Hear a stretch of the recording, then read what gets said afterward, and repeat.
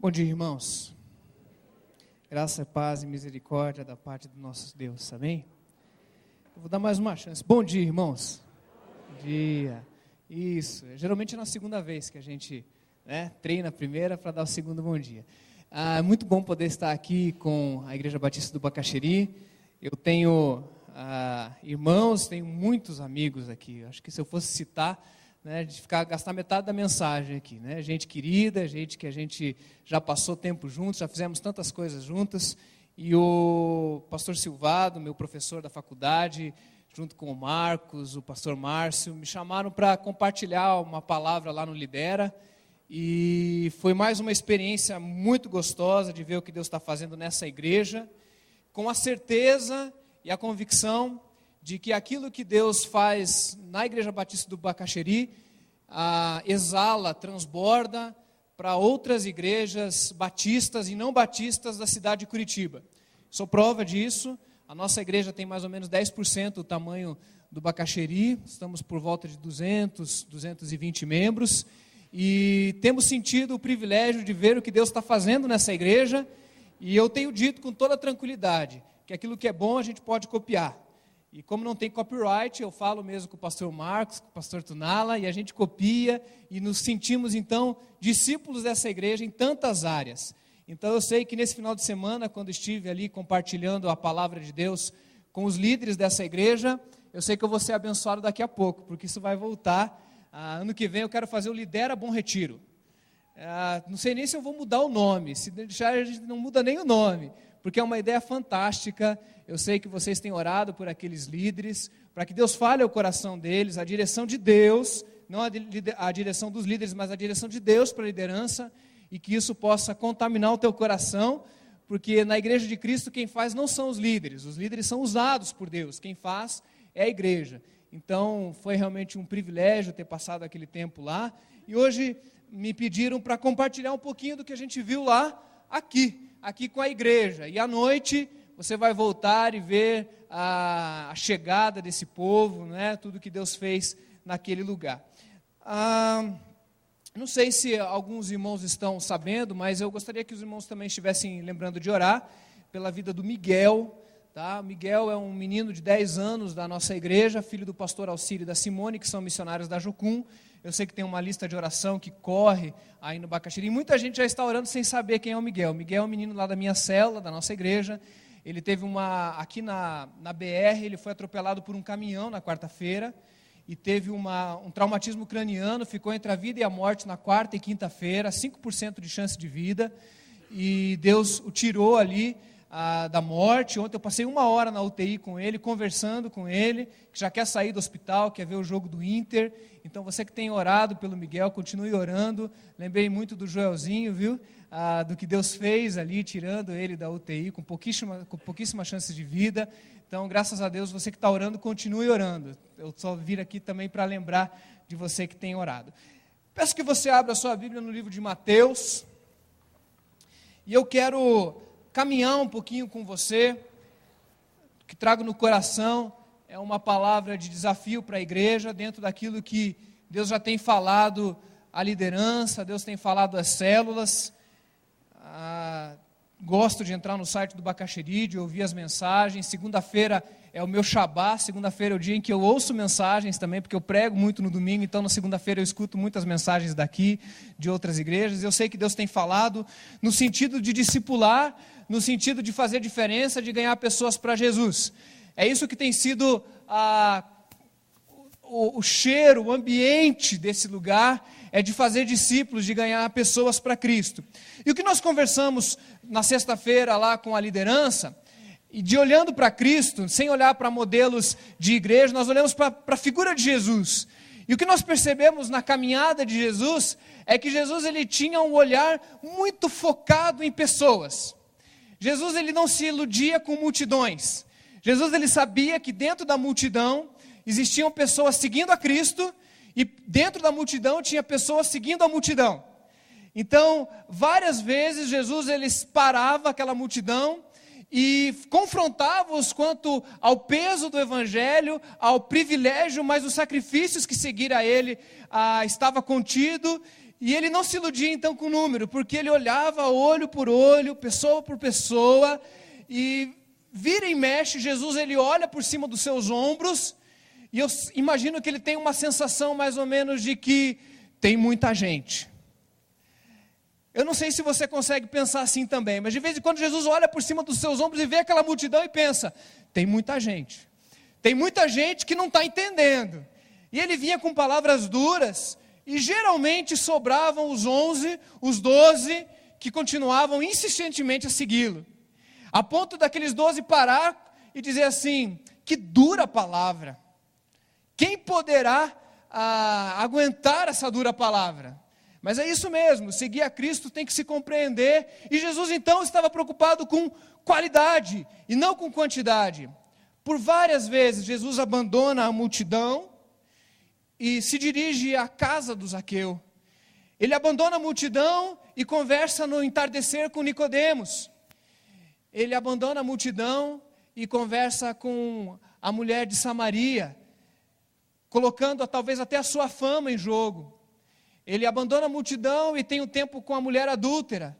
E talvez os maiores ensinos de Cristo não estão focados nas grandes mensagens, talvez com exceção do Sermão do Monte, mas num círculo pequeno, dentro da casa de Marta e Maria, dentro do seu círculo de discípulos partindo pão, ou depois da sua ressurreição no caminho para Emaús. Quantas lições que Cristo deixou no tete a tete, no olhar, no gastar tempo. E queridos, nós falamos muito de evangelismo e sabemos que o ide de Jesus, o façam discípulos de Jesus compreende o evangelismo, mas quando eu olho para Cristo, eu vejo Jesus pensando em pessoas, em gente uma a uma. Parece que a compreensão de Cristo de que uma vida vale mais do que o mundo inteiro era muito claro para ele. Uma vida. Jesus não se preocupou em deixar 3.000, 5.000 seguidores, ele pensou em deixar 12. Um a um, gente que tinha entendido, gente que passou tempo com ele, gente que ia proclamar a vida. E quando Jesus vai para a cruz, então na sexta-feira nós falamos que ele grita, está consumado. E o está consumado de Cristo significa 3 coisas.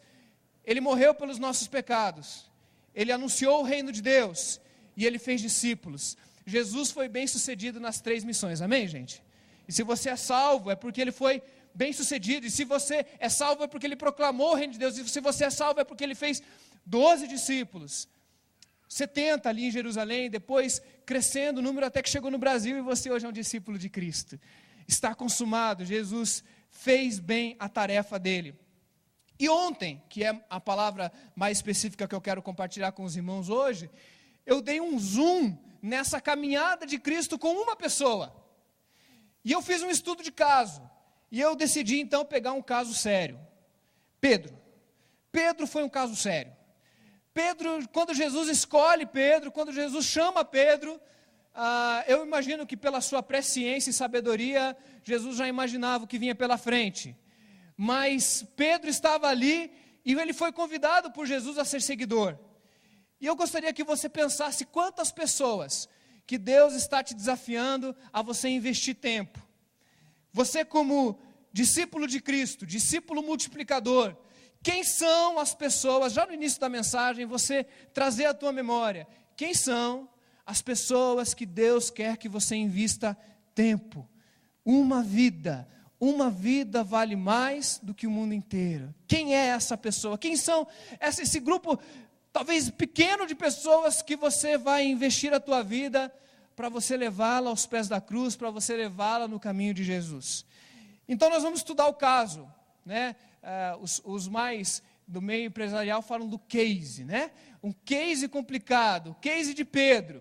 E daí nós vamos para o primeiro texto, Mateus capítulo 4, versículos de 18 a 20.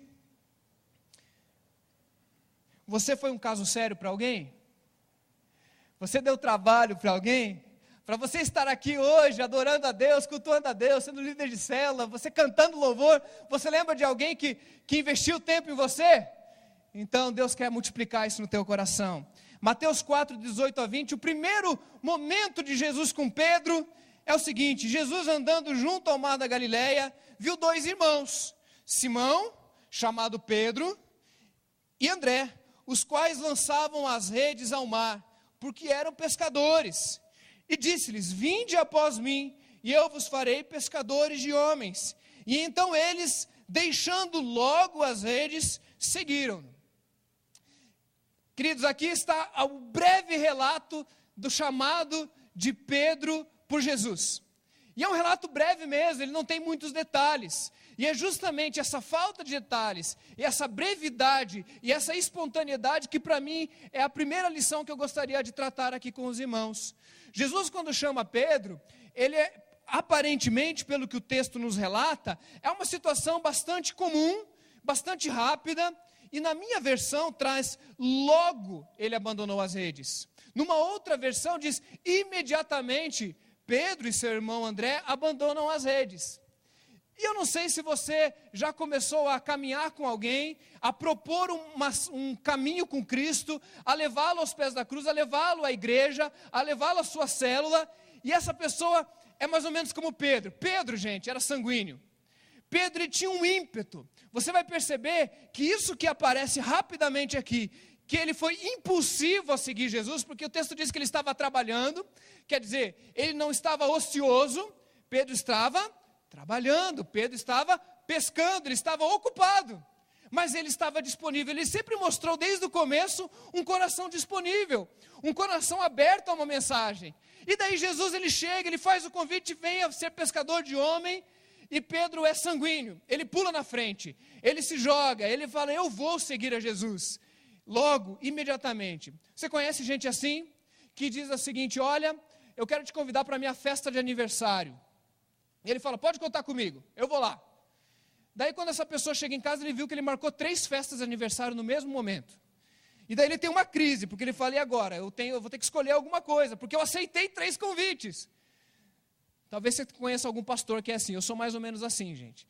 O primeiro, antes de aceitar o convite, eu tenho que colocar na agenda, porque daí aparece conflito de agenda, conflito de datas. E daí eu tenho que consertar e ligar, porque eu gosto de dizer: eu vou participar. E Pedro muitas vezes foi traído exatamente por esse ímpeto e por esse impulso. Mas Jesus olhou para Pedro e viu alguém que era uma pedra, o nome dele, mas alguém que tinha um potencial. Era alguém que estava disponível, que estava trabalhando, mas estava disponível ao chamado. E eu imagino, será que Jesus, ele sabia o abacaxi que ele estava pegando? O desafio que ele estava pegando, a dor de cabeça que esse rapaz ia dar para Jesus? Mas Jesus olha para Pedro e percebe alguém disponível, ocupado, impetuoso, sanguíneo. É 8 ou 80, Pedrão. E ele se joga e diz: eu vou seguir a Jesus.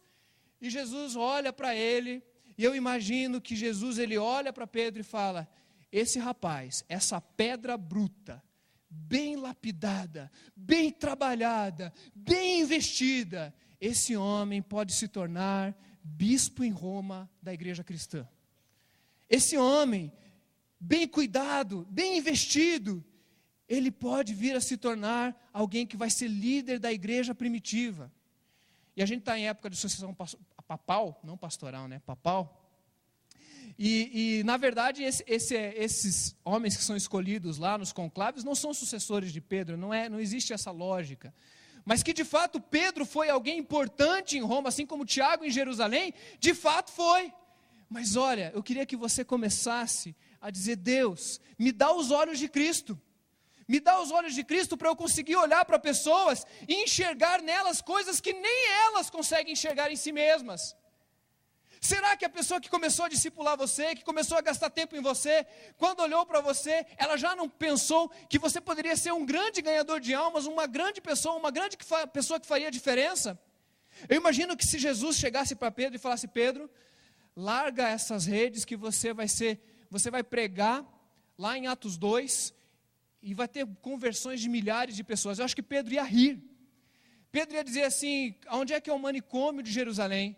Porque tem que internar esse rapaz, esse jovem de 30 anos aí, porque não há condições disso. E de fato, queridos, quando nós investimos em pessoas, e quando nós queremos ganhar pessoas para Jesus, nós precisamos começar a olhar ao nosso redor, e talvez verem pessoas ocupadas, verem pessoas que precisam ser trabalhadas, pessoas difíceis, pessoas que têm as suas dificuldades, pessoas que precisam ser tratadas na sua alma, mas que podem ser grandes ganhadores de almas e grandes bênçãos dentro do reino de Deus. Em 93 eu fiz cursinho para vestibular, pré-vestibular. Já faz muito tempo, né? O tempo passa, né? Tem gente aqui que eu estou encontrando, eu estou vendo gente com 2, 3 filhos, eu falo, Senhor, faço 36 anos na semana que vem, e o tempo vai passando rápido. Então, em 93, eu fiz cursinho, e eu tinha um professor que não gostava de crente, não gostava de evangélico, e alguns talvez aqui conheçam, porque pelo que eu sei, ele continua dando aula lá. E sabe a minha oração? Eu dizia, Deus, no dia em que esse homem se converter, vai ter um avivamento aqui nesse cursinho. Vai ter uma série de pessoas que vão se converter aqui nesse cursinho por influência desse homem. E o primeiro ímpeto talvez foi dizer, Deus, manda um raio na cabeça desse homem, que ele não subsista nem mais um dia, porque ele está falando contra. Mas a minha oração, e até hoje eu oro por ele, é de que o Senhor toque o coração daquele professor, e para que ele se torne um grande ganhador de almas, porque eu sei que na minha vida, pessoas olharam para mim, e talvez se falasse, um dia você vai pregar no Lidera lá do Bacaxeri, eu ia dar risada. E hoje eu posso dizer, Deus, obrigado, porque alguém olhou para mim e teve tempo para investir em mim. E não me achou um grande problema, um grande abacaxi, mas olhou para mim e viu um potencial. Quantas pessoas estão ao seu redor, quantas pessoas estão caminhando ao seu redor, e elas podem ser grandemente usadas por Deus, mas você precisa ser canal da graça na vida dessa pessoa, e olhar para ela, e sonhar coisas que talvez nem ela sonha. Você tem feito isso? Você quando olha para o seu vizinho, você pode ver um discípulo de Jesus. Quando você olha para o seu chefe, você vê um discípulo de Jesus. Quando você olha para o seu esposo, para o seu filho, pastor, ora pelo meu filho, porque meu filho é um problema. Teu filho não é um problema, querido. Teu filho é bênção. Amém? É herança do Senhor, e a herança do Senhor é bom. Então começa a olhar para o teu filho como um discípulo, e começa a investir nele, fala, vai dar trabalho, mas ele vai ser um grande ganhador de almas, ele vai ser um grande discípulo de Jesus, ele vai ser um líder de célula, ele vai ganhar os amigos dele. Pode parecer loucura, mas com certeza para Jesus, olhar para Pedro poderia parecer uma grande loucura.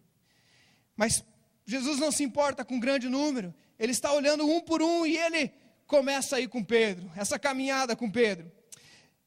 A segunda coisa que acontece, não dá para falar de todos os momentos de Jesus com Pedro, viu, irmãos? Eu só vou dar os melhores momentos, tá? Só os highlights aqui. Eu quero que você vire para Mateus agora, capítulo 14, e essa caminhada vai continuando, vai se estabelecendo, Pedro vai passando tempo com Jesus, Jesus tinha tempo de qualidade, e o Pedrão está crescendo, ele continua sanguíneo, ele continua impetuoso, mas olha o que acontece lá em Mateus 14, versículos de 26 a 31. Eu vou tentar fazer uma leitura bem dinâmica aqui. Mas à quarta vigília da noite, dirigiu-se Jesus para eles, andando por cima do mar. E os discípulos, vendo-o andando por sobre o mar, assustaram-se, dizendo, é um fantasma. E gritaram com medo. Jesus, porém, lhes falou logo, dizendo, tende bom ânimo, sou eu, não temais. Existia talvez uma crença naquela época que demônios ou fantasmas do mar poderiam aparecer para os pescadores, existiam lendas que ocorriam naquela época, então eles tinham razão para ficar com medo. Não temais. E respondeu-lhes, quem respondeu? Pedro, é sempre Pedro, tá, irmãos? Tudo que eu perguntar hoje para vocês, pode falar Pedro, porque ele vai sempre pular na frente. Sabe aquele grupinho de dinâmica, em que reúne 5, 6 pessoas e fala assim, escolha um líder aí para ser o relator. Sabe aquela pessoa que fala assim, vamos escolher um líder? Essa pessoa é o líder. A pessoa que fala isso é o líder. Esse é Pedro. Pedro, ele toma a frente. Depois ele esquece do que ele tem que fazer, ele se confunde, ele se perde, mas ele pula na frente. E Pedro, na história, você vai perceber em outros textos que com certeza o Espírito vai trazer à tua memória, respondeu-lhe Pedro, e disse, Senhor, se tu és, manda-me ir ter contigo por cima das águas. Tem gente que critica Pedro porque ele afundou nas águas, né? Olha só, o Pedro afundou nas águas. Mas Pedro andou sobre as águas, gente. Você já andou sobre as águas? Pedro já. Então alguma coisa tem de fantástico nesse homem. Ele foi o único que andou sobre as águas como Cristo.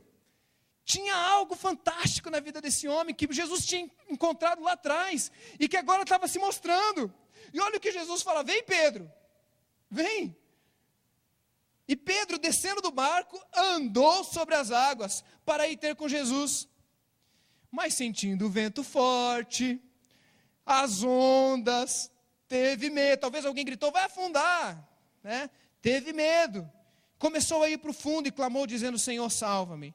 E logo Jesus, estendendo a mão, o segurou e disse: homem de pouca fé, por que duvidaste?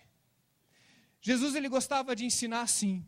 Ele aproveitava as circunstâncias para trazer um ensino, para trazer uma edificação. E com certeza, o que Jesus queria mostrar e provar aqui é que existia fé para crescer dentro do coração de Pedro. Jesus não queria fazer algo cinematográfico, não. Jesus queria mostrar que assim como ele andou sobre as águas, também era possível que pessoas andassem sobre as águas, se esse era o propósito do Senhor. Porque Jesus andou sobre as águas como um homem de fé. Filipenses capítulo 2 diz que ele não teve por usurpação ser igual a Deus. Quer dizer, ele não deixou de ser Deus em nenhum momento. Ele é o mesmo ontem, hoje e eternamente. Mas ele andou sobre as águas, não fazendo uso da prerrogativa divina, mas fazendo uso do homem que tinha fé maior que um grão de mostarda, que podia mandar um monte sair de um lado e para o outro, e podia andar sobre as águas. Tanto é que ele fez isso como um homem de fé, que Pedro, durante um pequeno tempo, também andou sobre as águas como um homem de fé. Sim ou não? Sim. Então, queridos, o que Jesus estava querendo ensinar para Pedro é fé. Tenha fé, não duvide. Se eu mandei vir, venha. Se eu mandei botar o pé na água, ponha. Não ponha o pé na água se eu não mandei. Não faça coisas que eu não disse para você fazer. Mas se eu falar para você vir, venha, não duvide. E Jesus está ensinando isso para Pedro. E algo fantástico nesse texto é que Pedro está crescendo e Jesus coloca um alvo para Pedro. E Jesus começa a investir e dizer: tem algo mais que você pode tirar aí, Pedro. Você pode ser alguém mais corajoso, você pode ser alguém que vai fazer mais diferença. Aumenta a tua fé, querido. Jesus vem andando sobre as águas e diz: agora é sua vez. Você às vezes está andando com alguém e a pessoa vem e começa a vir na igreja, começa a vir na tua célula. Você já teve essa experiência de começar a falar de Jesus e a pessoa às vezes num aperto da sua vida fala assim: vocês oram por mim? E daí ele vem na tua célula porque ele perdeu o emprego, ele vem na tua célula porque ele brigou com a esposa, ele vem na igreja porque ele está com o coração angustiado, e de repente essa pessoa começa a afundar, e começa a ir embora, e você fala: puxa vida, eu estou investindo tanto tempo, e parece que não está dando certo, não está valendo a pena. O discipulador, porque a palavra, gente, mais gostosa para a gente trabalhar não é o evangelista, porque dom de evangelista não são todos que nós temos. Você conhece dom de evangelista? Dom de evangelista é aquele que pega o elevador no primeiro andar, chega no quinto andar. Ele falou de Jesus para o ascensorista está ajoelhado entregando a vida para Jesus no quinto andar. Esse é o evangelista. Ele fala de Jesus em todos os lugares. Tem muita gente aqui que não tem esse dom, talvez a grande maioria. Mas apesar de você não ter dom de evangelista, Deus te deu o dom de fazer discípulos. Na verdade, Deus te deu a missão de fazer discípulos, de reconciliar pessoas com Deus. Está lá em 2 Coríntios. Quem aqui é amigo de Deus? Levanta a mão. Agora fica com a mão levantada. Quantos aqui que são amigos de Deus têm a missão de tornar outras pessoas amigas de Deus? Continua com a mão levantada. Isso, ninguém baixou a mão, amém. Agora pode baixar. Você foi chamado para fazer discípulos.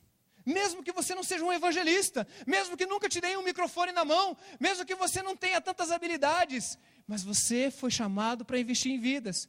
E quantos de nós começamos a caminhar com o nosso filho, com o nosso pai, com o nosso amigo, com o nosso chefe, trazemos ele para a nossa célula, com aquele companheiro do RH, e a pessoa começa a desanimar. E o discípulo é um mestre que dá exemplo, que coloca desafios.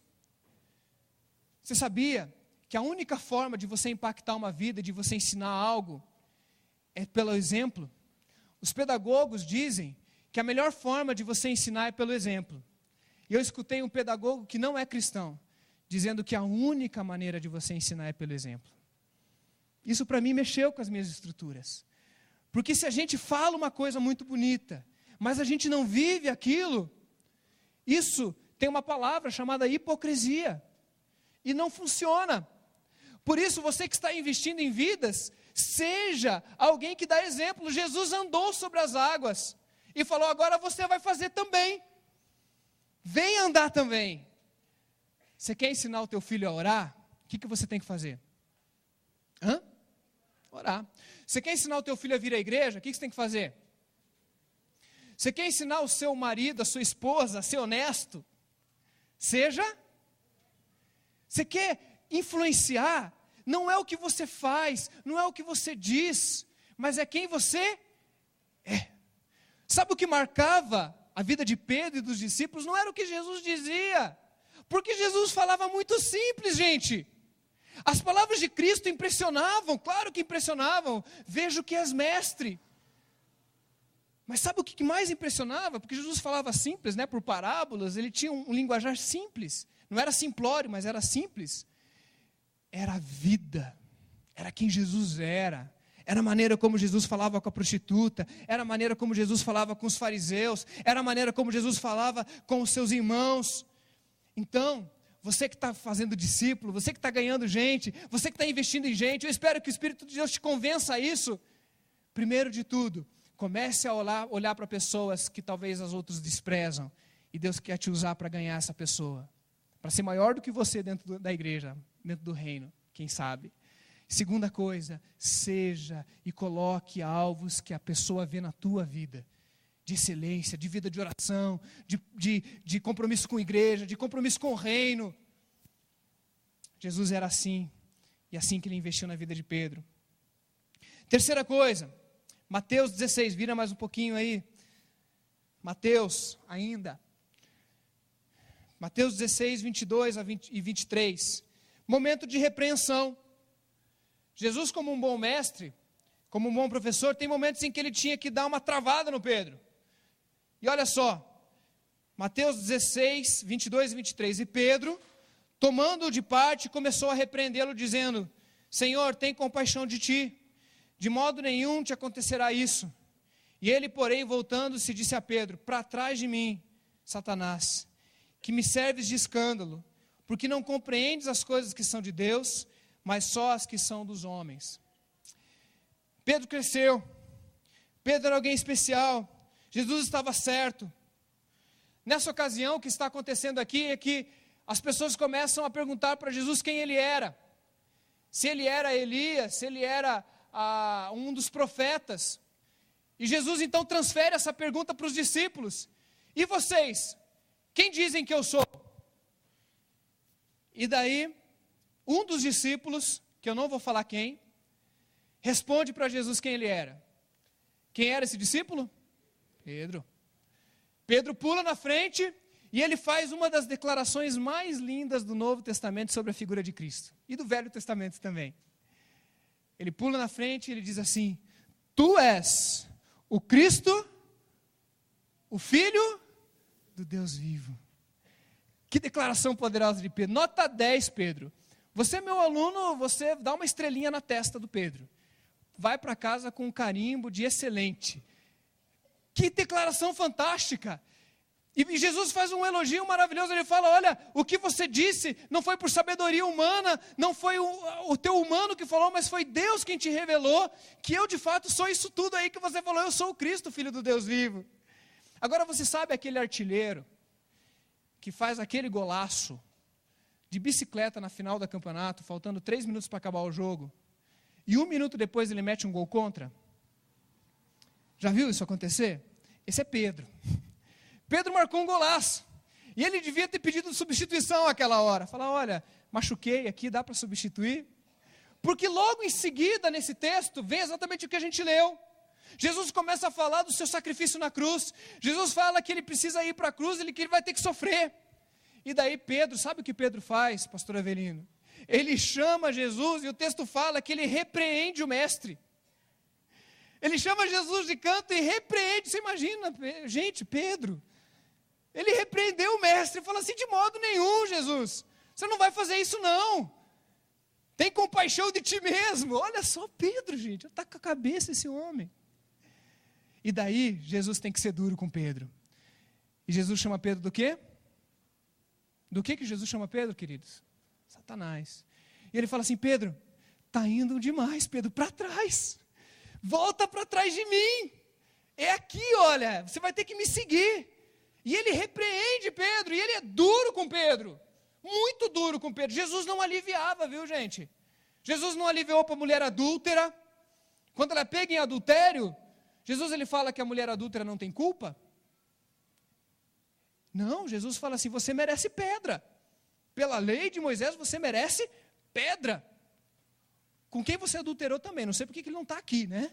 Mas você merece pedra. A única coisa que Jesus faz é que ele olha para os outros e fala, todos vocês merecem também. E quem não tiver pecado, que atire a primeira. E daí o pessoal vai saindo. Mas Jesus não tira a culpa. Ele repreende.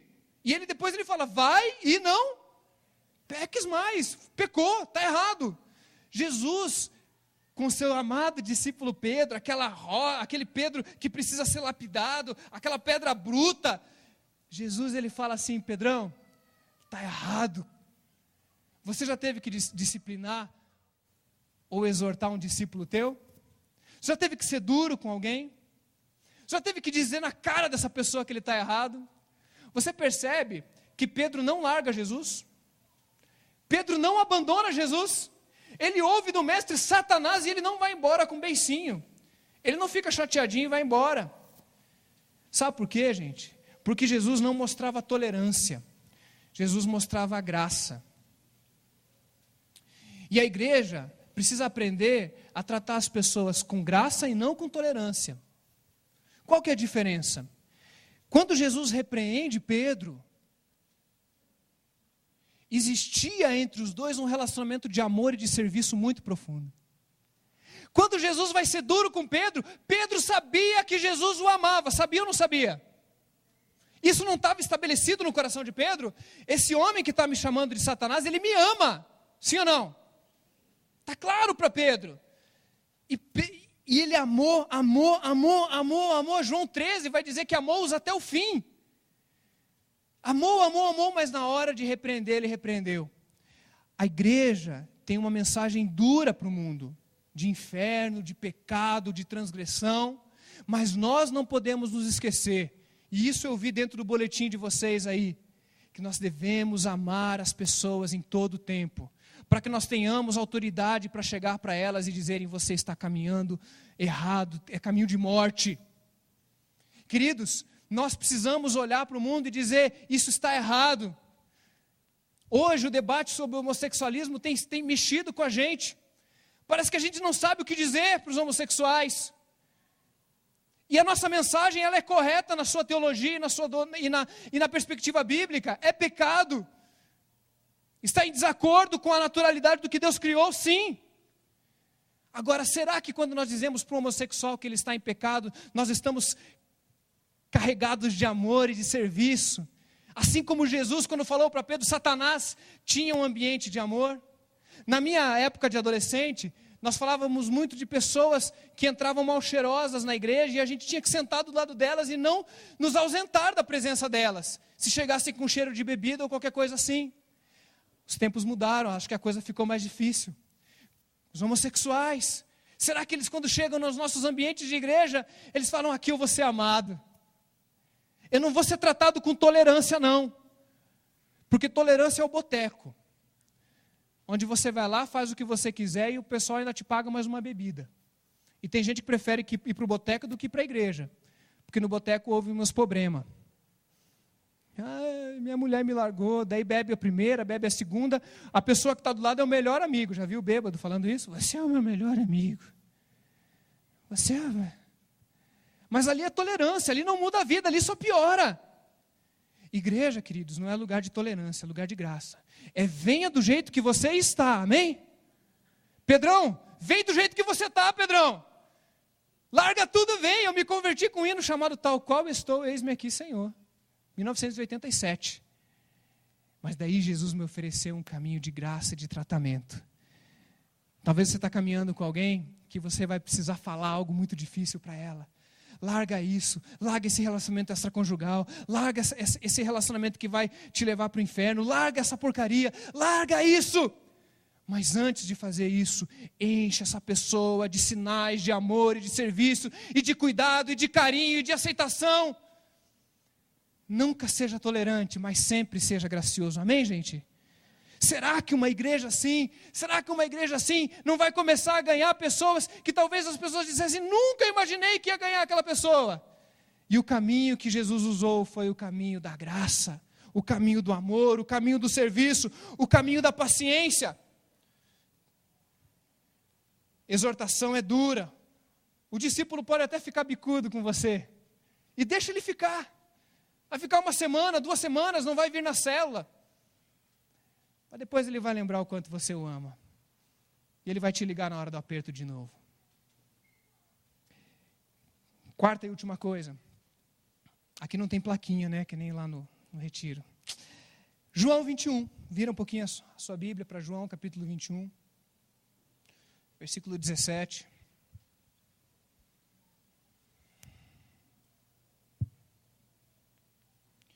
Quando tudo parece ter acabado, tudo parece que acabou.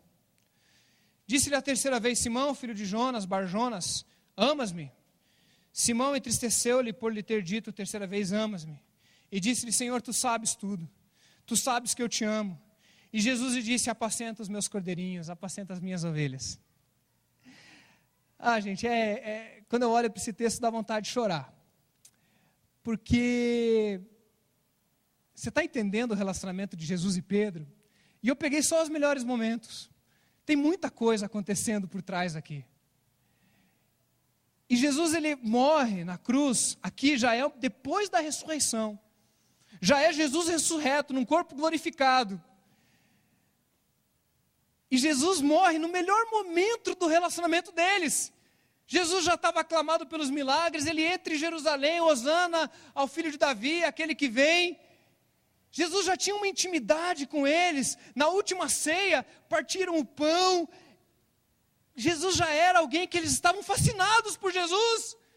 E Jesus fala, olha, agora está na hora de eu derrubar esse templo e construir em 3 dias. Ele estava falando dele mesmo, ele ia morrer, ele estava dando sinais de que ele ia para o Pai. E daí Pedro fala assim, Jesus, naquela âmago, daquele amor, daquela paixão, Pedro fala assim, eu nunca te negarei. Daí Jesus vira para Pedro e fala assim, Pedro, eu vi uma frase de sabedoria que dizia assim, o que é importante é o que a gente aprende depois que a gente sabe, que a gente acha que sabe tudo. Jesus vira para Pedro e fala, Pedro, antes que o galo cante, você vai me negar não só uma vez, mas 3 vezes. E eu acho maravilhoso que a tratativa bíblica diz que Jesus, na hora que o galo canta, Jesus passa e Jesus e Pedro trocam olhares. E é interessante que o texto não diz que Jesus virou a cara para Pedro, não. Jesus continua olhando para Pedro, talvez com olhos de amor e de misericórdia, talvez dizendo, você viu, Pedro? E daí Pedro vira as costas para Jesus e chora amargamente. Esse homem pensa, tudo acabou, o meu Senhor está morto, Jesus morreu, eu caminhei com Ele, Ele fez tudo isso para mim, eu o neguei. Sabe o que esse homem faz? Ele volta a pescar. Ele volta a ser aquela pessoa que era antes de Jesus começar o discipulado com ele, sim ou não? Você já começou a caminhar com alguém que depois de 1 ano andando com essa pessoa piora. Ela volta a ser pior do que ela era quando te conheceu. E você diz assim, acho que não está valendo a pena. Talvez eu estou falando do teu esposo, né? Talvez eu estou falando da tua esposa, do teu filho. Talvez eu estou falando dos teus pais. Meu pai ficou 48 anos fora da igreja. Filho de pastor. 48 anos. Aos 12 anos ele se desviou da igreja. E ano passado, na verdade, já faz agora 1 ano e meio, levei ele num retiro, caminhando com ele, dando evidências de Cristo para ele.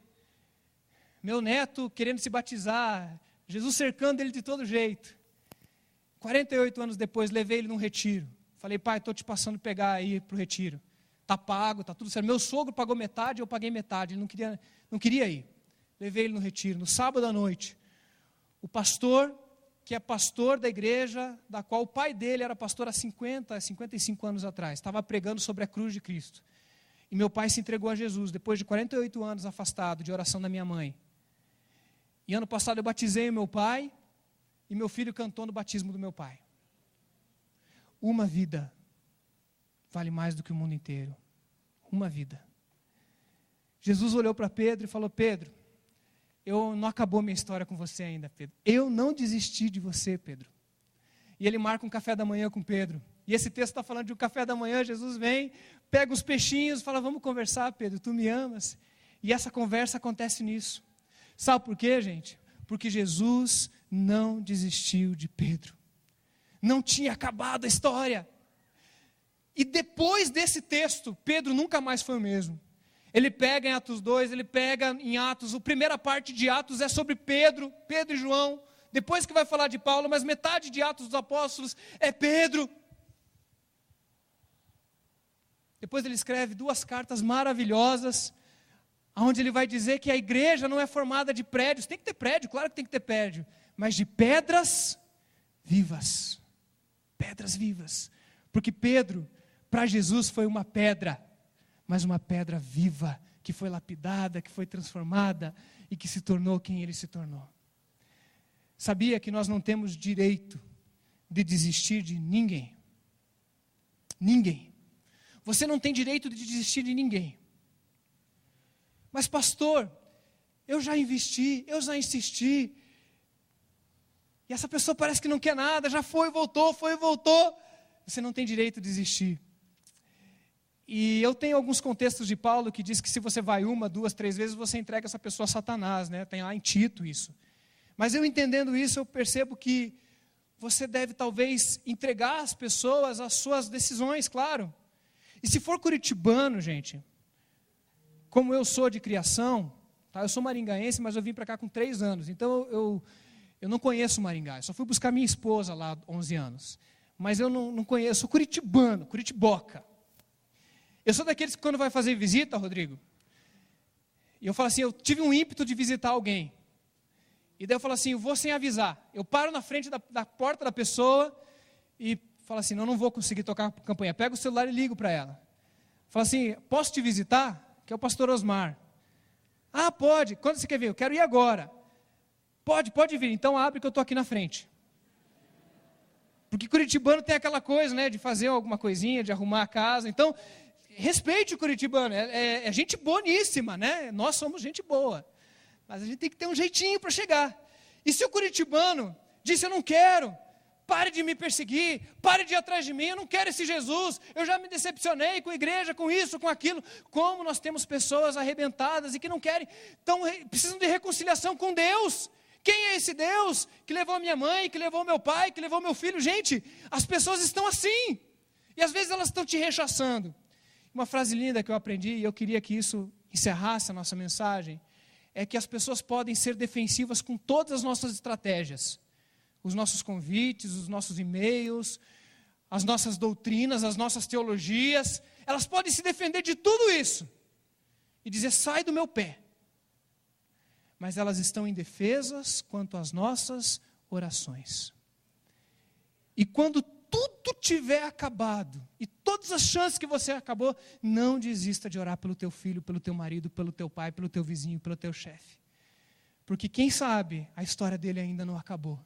E um dia Jesus vai chegar para ele e falar, tu me amas, cuida dos meus cordeirinhos, ganhe pessoas para Jesus, e essa pessoa vai ganhar mais gente do que você ganhou para Jesus. Uma vida vale mais do que o mundo inteiro. Enquanto a equipe de louvor chega aqui, eu queria que você ficasse de pé aí no seu lugar um pouquinho, fechasse os seus olhos. Queria que você deixasse agora o Espírito Santo aplicar a palavra ao teu coração. Essa igreja não é composta de líderes, essa igreja não é composta de programas, essa igreja não é composta de eventos, nem de estruturas físicas e nem de CNPJ. Essa igreja é composta de discípulos. gente que foi alcançada.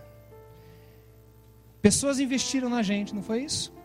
Gente teve paciência com você.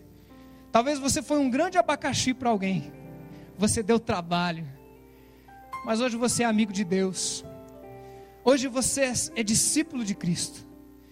E você não pode esquecer que você é um discípulo multiplicador.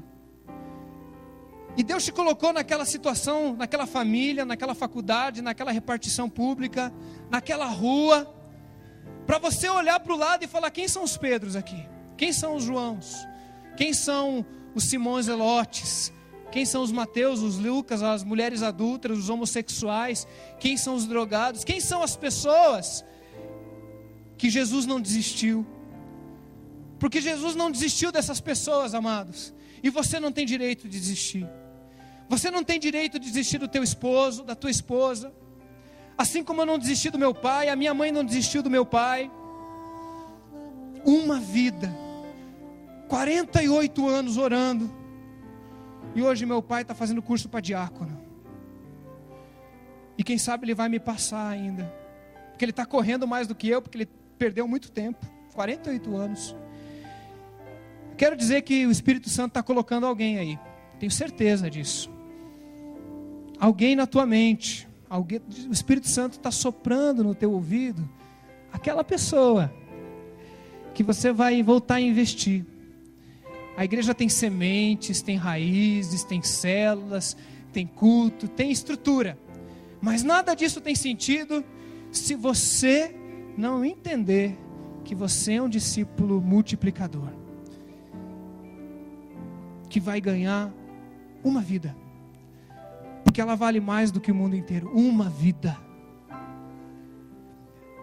Deus está compartilhando alguém que Ele não desistiu com você. Quero que você traga essa pessoa aqui na frente, no teu coração. E junto com essa oração, você vai trazer você mesmo. Porque você não vai ligar para o pastor, você não vai ligar para o evangelista. Você vai lá e vai começar a caminhar com essa pessoa. E eu quero que você saia do seu lugar e diga: eu não desisti porque Deus não desistiu. Deus sussurrou o nome de alguém? Vem aqui para frente. O pastor Renato vai estar orando aqui com você. Quem que Deus está sussurrando no teu ouvido e dizendo: eu não desisti dele, eu não desisti do teu filho, eu não desisti da tua filha, eu não desisti do teu pai, do teu irmão, do teu parente, do teu primo, do teu vizinho. Traga essa pessoa aqui à frente agora em nome de Jesus e fala: Senhor, tu sabes. O Senhor trouxe o pastor Osmar hoje para pregar e dizer: não desista, e eu não vou desistir. E quando todas as barreiras ainda estiverem, eu vou orar. Porque essa pessoa é indefesa quanto às minhas orações, quanto às nossas orações. Eu vou levar o nome dessa pessoa para a minha célula vai orar. E Deus vai colocar uma oportunidade para a gente cuidar dessas pessoas. Quiçá a igreja toda pudesse ouvir a voz de Deus e lembrar-se de uma pessoa. Não interessa quantos vocês já ganharam para Jesus. Se você ainda está nessa igreja, Deus tem alguém para você investir. Traga essa pessoa.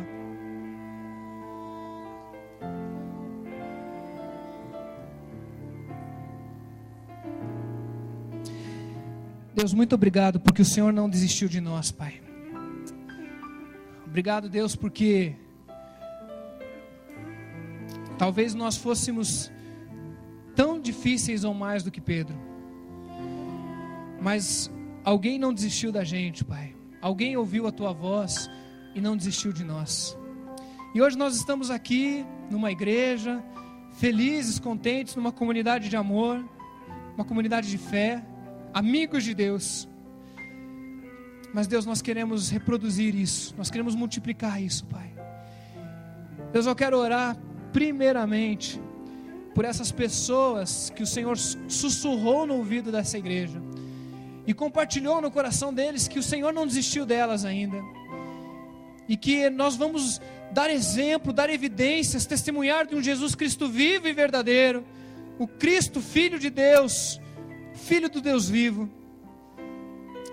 Deus, abre uma porta, abre uma oportunidade para a gente voltar a convidá-lo, a trazê-lo, a falar do amor de Deus. sem tolerância, mas com graça. Nos dá, ó Deus, a oportunidade de amar essas pessoas, de servi-las, de cuidar delas, Pai. Para que, ó Deus, um dia elas possam estar conosco aqui, Deus. Deus, eu quero orar por esses que estão aqui à frente. Gente imperfeita, gente com defeitos, mas que quer imitar Jesus. Queremos imitar a Jesus.